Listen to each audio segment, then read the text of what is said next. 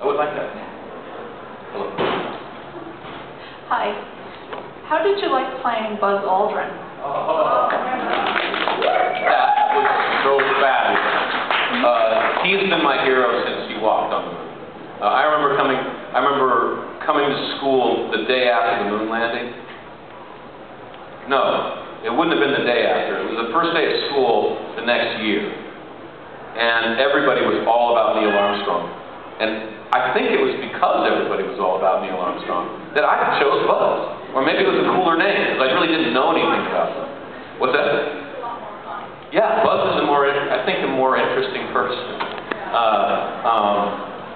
I had the time of my life. We shot that in Lithuania.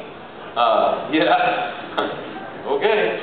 Which was kind of funny because we were doing this movie about the Cold War, and we got to beat the Russians.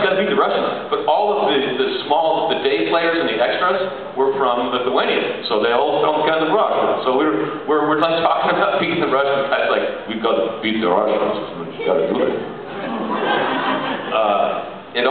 I found out that I have a phobia too. It was also a hard shoot, I have to say, with really wonderful people.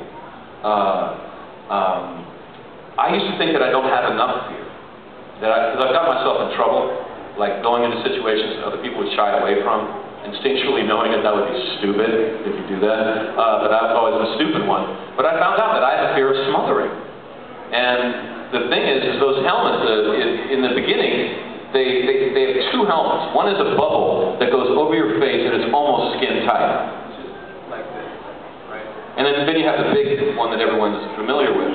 But we didn't always have oxygen. We didn't have air circulating inside that helmet all the time. They tried to when they could, but it wasn't possible for a lot of shots. So we would really get lightheaded, and I'd start to feel prickles on my skin, and I would have this dream every night where I'd be submerged in a river or a stream or something, and I'd be 1 inch from the surface, but my feet would be grounded so that I couldn't get up, and I just couldn't get to the air. And then I'd have that dream, get up, go to work, put the bubble on.